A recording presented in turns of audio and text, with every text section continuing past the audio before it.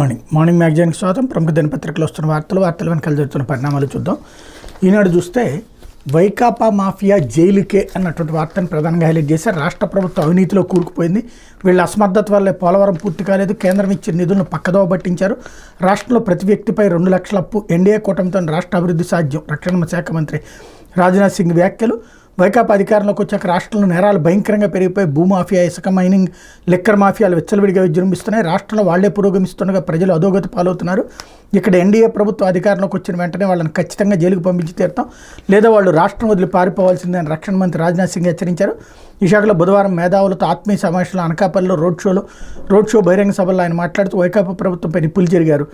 రాష్ట్ర ప్రభుత్వం పూర్తిగా అవినీతిలో కూరుకుపోయింది, ఆ పార్టీ నాయకులు భూ కబ్జాలకు పాల్పడుతున్నారు, రాష్ట్రంలో ఇసుక, డ్రగ్స్, మైనింగు, మాఫియా, భూ ఆక్రమణలు పెచ్చిమీరాయి అన్నారు. బీజేపీ, తెలుగుదేశం పార్టీ, జనసేన కూటమి అధికారంలోకి వస్తేనే మాఫియాకు అడ్డుకట్ట వేయగలమన్నారు. వివిధ వర్గాలకు కేంద్రం అందిస్తున్న నిధులు పక్కదారి పడుతున్నాయని, ఈ డబ్బంతా ఎవరి జేబుల్లోకి చేరుతుందో తెలుసుకోవాలన్నారు.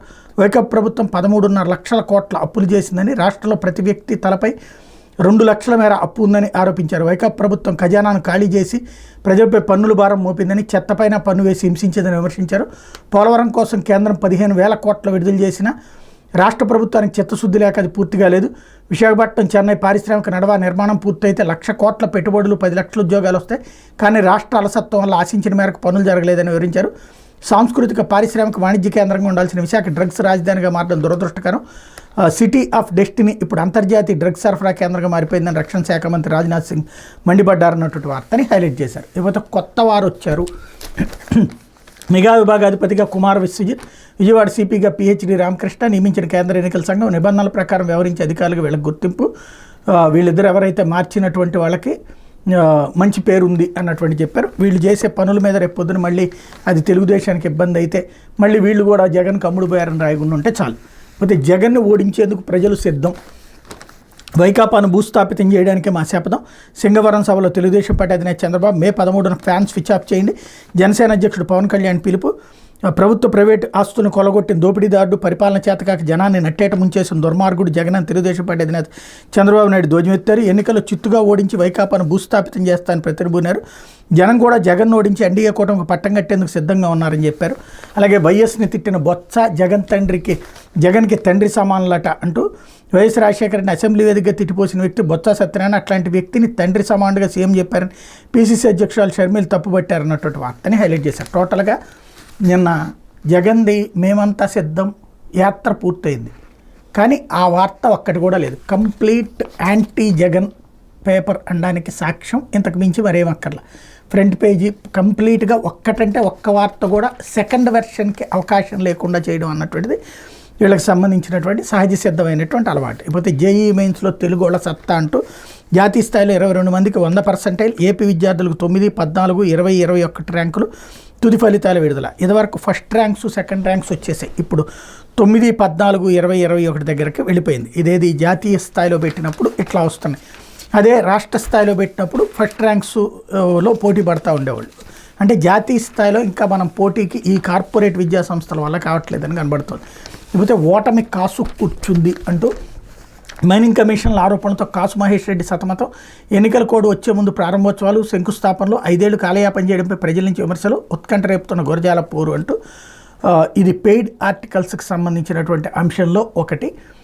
ఇంతకుముందు నేను చెప్పాను, పెయిడ్ ఆర్టికల్ అంటే డబ్బులు ఇచ్చి గెలుస్తారని రాయించుకోవడం, అలా కాకుండా డబ్బులు తీసుకుని ఎదుటి వాళ్ళు ఓడిపోవాలి అని రాయడం అన్నటువంటిది ఎలక్షన్స్ టైంలో చేస్తున్నటువంటిది. కొత్త పెయిడ్ ఆర్టికల్ తయారు చేసినట్టుంది, ఎందుకంటే ప్రత్యేకించి ఒక అభ్యర్థిని టార్గెట్ చేస్తున్నారంటే ఈ టైప్లో కనబడుతుంది. లేకపోతే సునీత బీటెక్ రవిల వ్యాజ్యాల విచారణ నుంచి తప్పుకున్న జస్టిస్ శేషసాయి ధర్మాసనం. మాజీ మంత్రి వివేకానంద రెడ్డి హత్య కేసుపై మాట్లాడొద్దంటూ కడప జిల్లా కోర్టు ఇచ్చిన ఉత్తర్వులను సవాల్ చేస్తూ వివేక కుమార్తె నర్రెడ్డి సునీత పులివెందులు తెలుగుదేశం పార్టీ ఎమ్మెల్యే అభ్యర్థి ఎం రవీంద్రనాథ్ రెడ్డి అలియాస్ బీటెక్ రవి దాఖలు చేసిన వ్యాజ్యాల విచారణ నుంచి హైకోర్టు న్యాయమూర్తి జస్టిస్ ఏవి శేషసాయి నేతృత్వం ధర్మాసనం తప్పుకుంది. వ్యాజ్యాలు తగిన బెంచ్ వద్దకు విచారణకు వచ్చేలా ఫైళ్లను సీజే ముందు ఉంచాలని రిజిస్ట్రీని ఆదేశించింది. వివేకానంద రెడ్డి హత్య కేసులో వైకాపా అధ్యక్షుడు ఆ పార్టీ నేతలపై ఎన్నికల ప్రచారంలో భాగంగా ఎలాంటి వ్యాఖ్యలు చేయవద్దని, న్యాయస్థానాలు పెండింగ్లో ఉన్న ఏ కేసుల గురించి మాట్లాడొద్దంటూ కడప కోర్టు ఇచ్చిన ఉత్తర్వులపై సునీత బీటెక్ రవి దాఖలు చేసిన వ్యాజ్యాలు బుధవారం హైకోర్టు న్యాయమూర్తులు జస్టిస్ ఏవి శేషసాయి, జస్టిస్ ఎన్విజయ్తో కూడిన ధర్మాసనం వద్దకు వచ్చే వేరే బెంచ్ వద్దకు విచారణకు వచ్చేలా ఫైళ్లను సీజే వద్ద ఉంచాలని రిజిస్ట్రీని ధర్మాసనం ఆదేశించింది. ఇక్కడ ఎందుకు ఇది ఒక రీజన్ ఉండాలి. నాట్ బిఫోర్ మీ, ఇది కరెక్ట్గా చెప్పాలంటే. అయితే ఒక జడ్జి చెప్పడం వేరు, ఇద్దరు జడ్జిలు నాట్ బిఫోర్ మీ చెప్పడం అంటే తెలుగుదేశానికి అనుకూలంగా తీర్పులు రాకపోతే జడ్జిలను కూడా టార్గెట్ చేస్తూ ఉన్నారు కాబట్టి అవసరమైతే వాళ్ళకి సంబంధించిన వ్యక్తిగత వ్యవహారాల దాకా పైదాకా కంప్లైంట్లు చేస్తున్నారు కాబట్టి భయమా, లేకపోతే వీళ్ళకిద్దరికైతే ఎలాంటి కుటుంబ సంబంధాలు ఏం లేవు, బంధుత్వాలు లేవు, ఈ ఇద్దరు తప్పుకోవడం అంటే దానికి రీజన్ చెప్పాలి. రీజన్ అయితే చెప్పాలని రూల్ ఏం లేదు, కానీ రీజనింగ్ అనేటువంటిది ఉండాలి లాజికల్గా. అది లేదు అంటే ఇక్కడ వైసీపీ ఒత్తిడికి భయపడుతున్నట్ల, లేకపోతే తెలుగుదేశం ఒత్తిడికి భయపడుతున్నట్ట. న్యాయ వ్యవస్థే భయపడే పరిస్థితి వస్తే ఇక న్యాయానికి లేదా న్యాయస్థానానికి వెళ్ళాలంటే సామాన్యుడు భయపడే పరిస్థితి వస్తుంది. దీనికి రీజన్ చెప్పాల్సినటువంటి అవసరం అయితే ఉంది. లేకపోతే వారసత్వ పన్నుపై రాజకీయ దుమారం. ఆర్జించిన సొమ్ములో వారసులకు 45%, అమెరికాలో ఆ పద్ధతి బాగుందన్న పిట్రోడా, మండిపడ్డ మోడీ, అమిత్ షా, నిర్మల. పార్టీకి సంబంధం లేదు కాంగ్రెస్. నేను ఇది మొన్నటి నుంచి చెప్తుంది అదే. నరేంద్ర మోడీ మీ ఆస్తులు లాక్కుంటారు, మీ నగలు లాక్కుంటారు అని ఏదైతే చెప్తున్నారో దానికి కారణం కాంగ్రెస్ పార్టీకి సంబంధించినటువంటి సలహాదారుల్లో కీలకమైనటువంటి వ్యక్తి, వ్యూహకర్తల్లో ఒకడైనటువంటి పిట్రోడా మాటలు అని అదే ఇప్పుడు హైలైట్ చేశారు. ఎండలతోనే కాకుండా సార్వత్రిక ఎన్నికల ప్రచారంతో దేశంలో రాజకీయ వాతావరణం వేడెక్కిన తరుణంలో ఇండియన్ ఓవర్సీస్ కాంగ్రెస్ అధ్యక్షుడు శామ్ పిట్రోడా షికాగోలో చేసిన వ్యాఖ్యలు మరింత దుమారం రేకెత్తించాయి. అమెరికాలో వారసత్వ పన్ను, ఇన్హెరిటెన్స్ ట్యాక్స్ అమల్లో ఉందని, దీని ప్రకారం ఒక వ్యక్తి సంపాదనలో సుమారు 45% అతని మరణానంతరం వారసులకు బదిలీ అవుతుందని, 55% ప్రభుత్వం స్వాధీనం చేసుకుంటుందని, ఇది తనకు న్యాయంగా అనిపిస్తోందని పిట్రోడా వ్యాఖ్యానించారు. ఇది ఆసక్తికర చట్టం. దీని ప్రకారం మీ సంపాదనలో ప్రజల కోసం కొంత వదిలేయాలి. భారత్లో మాత్రం ఎవరైనా $1,000 కోట్ల సంపాదించి చనిపోతే ఆయన వారసులకు ఆ $1,000 కోట్ల వస్తాయి, ప్రజలకు ఏమీ లభించదు. ఇది చర్చించాల్సిన విషయం. సంపద పునఃపంపిణీ గురించి మాట్లాడేటప్పుడు కొత్త విధానాల గురించి ఆలోచించాలి. అవి ప్రజా ప్రయోజనాలు దృష్టిలో ఉంచుకుని ఉండాలి, ధనవంతుల ప్రయోజనాల కోసం కాదు అని ఆయన పేర్కొన్నారు. పిట్రోడా వ్యాఖ్యలకు కాంగ్రెస్కి ఎలాంటి సంబంధం లేదని ఆయన వ్యక్తిగత అభిప్రాయం అని కాంగ్రెస్ వివరణ ఇచ్చుకుంది. మరోవైపు పిట్రోడా వ్యాఖ్యలపై బీజేపీ తీవ్రంగా మండిపడింది. అట్లాంటి విధానాలను పౌరులకు న్యాయం చేస్తాయని ప్రశ్నించింది. ఒక వ్యాపారవేత్త సంపదకు, ఒక రైతు సొత్తుకి మధ్య చాలా తేడా ఉంటుందని పేర్కొంది అన్నటువంటి వార్తని హైలైట్ చేశారు. ఇది అతిపెద్దదైనటువంటి సంక్షోభం గత 3 రోజుల నుంచి మోడీ ఉపన్యాసానికి సంబంధించినటువంటి కీలకమైనటువంటి కారణమైంది. ఇకపోతే సాక్షి, జగన్ మార్కుతో సమాజం సిద్ధం అంటూ ఇది 58 నెలలుగా విప్లవాత్మక మార్పులు తెస్తూ చేస్తున్న యుద్ధం. మీ ఇంటికి మంచి జరిగితే మీ బిడ్డకు సైనికులుగా తోడుండాలని కోరే ధైర్యమే సిద్ధం. వ్యత్యాసాలను తుడిచేస్తూ సమాజాన్ని నిర్మిస్తున్నాం. మనం తెచ్చిన మార్పులపై బాబు ఆయన బృందం ఏనాడైనా ఆత్మవిమర్శ చేసుకుందా? చంద్రబాబు మాదిరిగా మీ బిడ్డ ఎన్నడూ రోల్డ్ గోల్డ్ దుకాణం తెరవడు. మోసాన్ని నిజాయితీతో జయిస్తాం. జగన్ చేయలేని ఏ స్కీముని బాబు కాదు, ఆయన జేజమ్మైనా చేయలేరు. నిజ జీవితంలో రాజకీయాల్లో హీరో ఎవరు, విలన్ ఎవరో ఆలోచన చేయండి. రోజు నన్ను తిట్టడం గొప్ప రాజకీయమా? అదో ఘనకార్యంగా ఎల్లో మీడియా చాటింపు. ఆ మోసాల కూటమి చంపు చెల్లుమని పెంచండి. జగన్కి ఓటేస్తేనే పథకాలన్నీ కొనసాగితే, లేదంటే ముగింపే, మళ్ళీ మోసపోవటమే.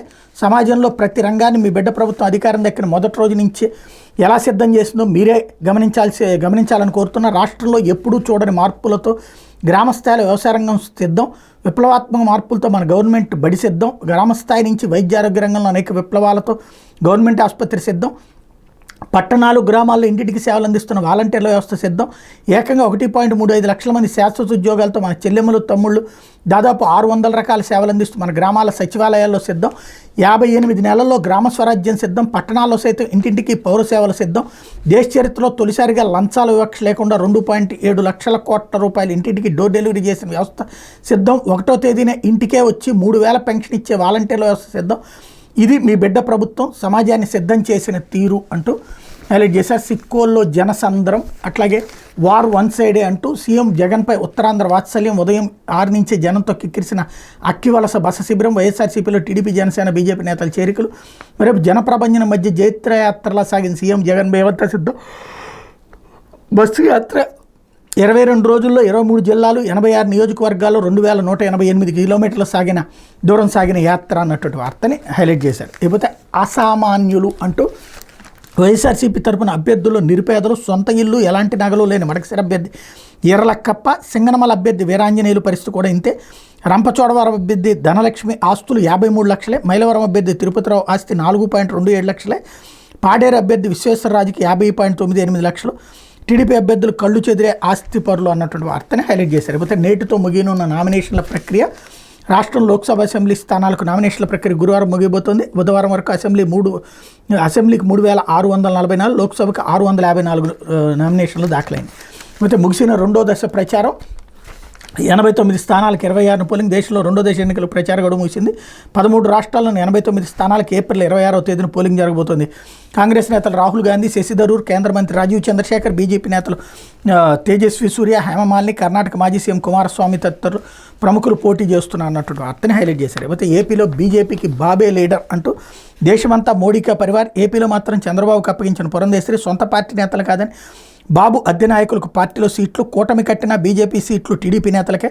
బద్వేల్ నుంచి అనపర్తి దాకా ఇదే పరిస్థితి. టీడీపీ నుంచి బీజేపీలో చేరిన వారి కోసం ఈ పొత్తులు అంటున్న కమల నాయకులు అంటూ ఓవరాల్గా ఇక్కడ వీటిట్లో ఒక్కటి కూడా అపోజిషన్కి సంబంధించినటువంటి ఒరిజినల్ వార్త లేదు. అంతా అపోజిషన్ని తిట్టిపోయడం, అలాగే వైసీపీ అద్భుతంగా ఉందని చూపెట్టడం. అంటే సాక్షి పైనే రాజశేఖర రెడ్డి బొమ్మ వేసుకుంది కాబట్టి వాళ్ళ పార్టీకి అనుకూలమైన వార్త. లేకపోతే కోడ్ ఉల్లంఘించిన విపక్ష నేతలపై చర్యలు తీసుకోండి అంటూ టీడీపీ ఎన్ఆర్ఐ విభాగం ఓటర్లను ప్రలోభపెట్టేందుకు ప్రయత్నిస్తుంది. 1000 కోట్లు డంప్ చేసినట్టు సమాచారం ఉంది. ఎన్ఆర్ఐ కోమటి జయరాం ఓటర్లను అవమానించారు, ఆయన వెంటనే అరెస్ట్ చేయాలి. చంద్రబాబు కోడ్ ఉల్లంఘించి సీఎంపై వ్యాఖ్యలు చేస్తున్నారు.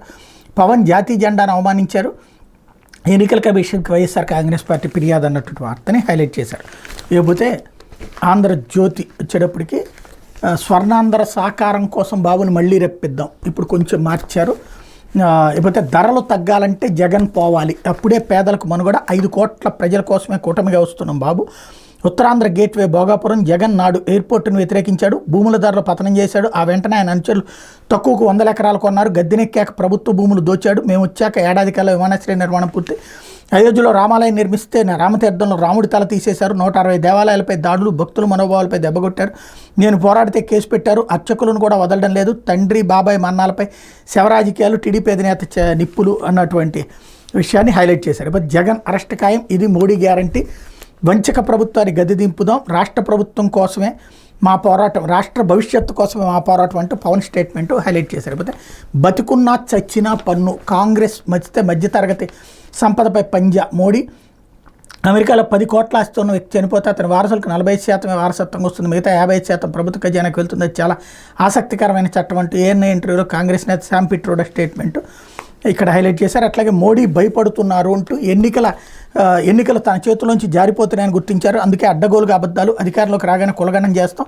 మోడీ ప్రజానేత కాదు, బిలియనీర్ల నేత. 90% జనాభాకు న్యాయం చేయడమే నా జీవిత లక్ష్యం. రాహుల్ గాంధీ ప్రజలను లక్షాధికారులు చేస్తామని వ్యాఖ్య. మొన్నటిదాకా పాపం వాళ్ళ పార్టీని అధికారులు ఉంది 10 సంవత్సరాలు. ఎందుకని 90% 9% మంది కూడా లక్షాధికారులు చేయలేకపోయారో ఆలోచించుకోవాలి. లేకపోతే ఇప్పుడు ఆ లక్షలు అక్కడి నుంచినే తెలుసుకోవాలి. ఇకపోతే వైఎస్ని తిట్టి నీకు తండ్రితో సమానమా, వైఎస్ని తిట్టిన బొచ్చ నీకు తండ్రితో సమానమా. ఇకపోతే గుంటూరులో వార్ వన్ సైడే అంటూ 1,00,000కి పైగా మెజార్టీతో గెలుస్తూ మాకు 135 నుంచి 140 సీట్లు గ్యారంటీ. జన్మభూమి రుణం తీర్చుకునేందుకే రాజకీయాల్లోకి, నాకు ఇక్కడేమీ లేవు, నన్ను ఏమీ చేయలేరు. 30 ఏళ్ల పాటు రాజకీయం చేయడానికి వచ్చా, నా కథ ఇతరులకు స్ఫూర్తిదాయకంగా ఉండాలి. నన్ను కొడితే 5 ఏళ్లకైనా వాడి చేయి తీసేస్తా. ఎన్నికల తర్వాత జగన్ రెడ్డికి shock treatment ఇస్తానంటూ Pemmasani Chandrasekhar Telugu Desam party Guntur Lok Sabha అభ్యర్థి ఇంటర్వ్యూ ఆర్కే గారితో అదొకటి హైలైట్ చేశారు. ఇకపోతే జగన్ ఇచ్చిందే స్కీమ్ అట, నా మాదిరిగా ఎవరూ చేయలేరు, నేను ఇవ్వని దేన్ని ఇవ్వలేరు. పరాకాష్ఠకు చేరిన జగన్ స్కోత్కర్ష, టెక్కల్లో ముగిసిన బస్సు యాత్ర, తాను ఇవ్వలేని ఏ స్కీమును ఎవరు అందించలేరని సీఎం జగన్ గొప్పలు పోయారు. జగన్కు ఓటు వేస్తేనే ఇప్పుడున్న పథకాలు ఉంటాయని, చంద్రబాబుకు ఆయన పొత్తు పెట్టుకున్న పార్టీల అభ్యర్థులకు ఓటేస్తావని నిలిచిపోతాయంటూ సొంత డబ్బా మరోసారి కొట్టుకున్నారు. బుధవారం శ్రీకాకుళం జిల్లా టెక్కల్లో జరిగిన మేమంతా సిద్ధం బస్సు యాత్ర ముగింపు సభలో జగన్ మాట్లాడారన్నటువంటి వార్తని హైలైట్ చేశారు. అలాగే మీ అందరూ నా కూతుర్లే అంటూ, నాకు కూతురు లేదు, మీ అందరూ నా కుమార్తెలే, టీడీపీ మీ అందరికీ పుట్టిల్లు, ఆడబిడ్డలకు మహాశక్తివంతులుగా తీర్చిదిద్దాను టీడీపీ అధినేత మాజీ సీఎం చంద్రబాబు అన్నారు. బుధవారం ఇక్కడ ఆడబిడ్డలతో సమావేశం కార్యక్రమాన్ని నిర్వహించారు. జిల్లా నలుమూల నుంచి వేల సంఖ్యలో మహిళలు తరలివచ్చారు. వాళ్ళని ఉద్దేశించి చంద్రబాబు ప్రసంగించారు. ఆడబిడ్డలను చదివించాలని, ఆడవారికి ఆస్తులు కల్పించేందుకు స్థానిక సంస్థల ఉద్యోగాలు రిజర్వేషన్ల కోసం పోరాడిన టీడీపీ. డ్వాక్రా సంఘాలు పెట్టింది నేనే, ఇప్పుడు 30 ఏళ్ళు అవుతుంది. మీరు రూపాయి పొదుపు చేస్తే నేను రూపాయి రివాల్వింగ్ ఫండ్ ఇచ్చాను, పసుపు కుంకుమ కింద సహాయం అందించాను. ఈ 5 ఏళ్లలో మీరు చాలా నష్టపోయారు, మీ జీవితాలు తలకిందులైనవి అంటూ ఆయన స్టేట్మెంట్. ఇది స్వాత్కర్ష కాదు, జగన్ మాట్లాడితే స్వాత్కర్ష అవుతుంది, చంద్రబాబు చెప్తే అది నిజమైపోతుంది. రూపాయికి రూపాయి రివాల్వింగ్ ఫండ్ ఇస్తే వాళ్ళు చేసినటువంటి పొదుపు కొన్ని కోట్ల రూపాయల డబ్బులు రావాలి ఇప్పటికి. కాకపోతే అది మొదటి రోజుల్లో ఇచ్చారు, ఆ తర్వాత పక్కకి వెళ్ళిపోయింది. కానీ అది హడావిడి నడుస్తుంది. కాకపోతే పులివెందుల్లో ప్రజాస్వామ్య పరిరక్షణకు దేనికైనా సిద్ధం, స్వేచ్ఛాయుత ఓటింగ్ సహకరిస్తా బీటెక్ రవి. పులివెందుల్లో ప్రజాస్వామ్యాన్ని పరిరక్షించేందుకు దేనికైనా సిద్ధం అని టీడీపీ ఎమ్మెల్యే అభ్యర్థి మారెడ్డి రవీంద్రనాథ్ రెడ్డి బీటెక్ రవి చెప్పారు. బుధవారం నామినేషన్ దాఖలు చేసిన అనంతరం ఆయన విలేకరులతో మాట్లాడారు. పులివెందుల్లో స్వేచ్ఛాయుత వాతావరణంలో ఓటు హక్కు వినియోగించుకునేందుకు కృషి చేస్తానని చెప్పారు. జగన్కు వ్యతిరేకంగా ఓటు వేసి తనను గెలిపించాలని కోరారు. కడప పార్లమెంట్ అభ్యర్థి భూపేష్ రెడ్డి మాట్లాడుతూ యువతకు ఉద్యోగ అవకాశాలు కల్పించడంలో ప్రభుత్వం పూర్తిగా విఫలమైందన్నారు. ఇకపోతే కొడాలికి చేదు అనుభవం అంటూ ఎన్నికల ప్రచారంలో అనుచరుల వీరంగం, యువకులపై దాడి, నా కొడుకుని తెచ్చివ్వండి అని నాని నిలదీసిన యువకుడి తల్లి, అల్లరి కాకుండా 50,000 చేతిలో పెట్టి వెందిరిగిన నాని. గొడ్లవల్లేరు మండలంలో కూరాడులో ఘటన. గుడివాడ వైసీపీ ఎమ్మెల్యే అభ్యర్థి కొడాలి నానికి ఎన్నికల ప్రచారంలో చేదు అనుభవం ఎదురైంది. గొడ్లవల్లేరు మండలం కూరాడ గ్రామంలో ఎన్నికల ప్రచారం నిర్వహించేందుకు మంగళవారం రాత్రి కొడాలి నాని వచ్చారు. గ్రామంలో ఆలయానికి సహాయం చేస్తాను గతంలో కొడాలి నాని హామీ ఇచ్చారు. ఇదే విషయాన్ని గ్రామస్తులు నాని వద్ద ప్రస్తావించారు. అదే సమయంలో అక్కడే ఉన్న కొందరు యువకులు ఆయన ఇంటి చేసేది కోతలు తప్ప ఏ పనులు చేయడం చేత కాదంటూ మాట్లాడి, దీంతో నాని వెంట ఉన్న పాలేటి చంటి మరి కొందరు అనుచరులు వాళ్ళపై దాడికి దిగారు. భయభ్రాంతుల్లో నేను యువకులు అక్కడి నుంచి తప్పించుకుని వెళ్ళిపోయారు. ఆ తర్వాత గ్రామంలో పర్యటిస్తున్న నాని వద్దకు బాధిత యువకుడు తల్లి వచ్చి, నా కొడుకుపై నీ మనుషులు దాడి చేశారు, మీరు చంపేస్తారు భయతో ఎక్కడికి వెళ్ళిపోయాడు, నా కొడుకుని తెచ్చి అప్పగించండి అంటూ నిలదీసింది. ఏ సమాధానం చెప్పాలో అర్థం కాక కొడాలి కాసేపు మౌనంగా ఉండిపోయారు. విషయం అల్లరవుతుందనే ఉద్దేశంతో మీ ఇంటికి వెళ్దాం పద అంటూ ఆమె ఇంటికి వెళ్లారు. ఆమెను బుజ్జిగించి 50,000 చేతిలో పెట్టి వెందిరిగారు అన్నటువంటి వార్తని హైలైట్ చేశారు. ఇది దినపత్రికలో వచ్చినటువంటి వార్తలు వెనకాల జరుగుతున్న పరిణామాలు.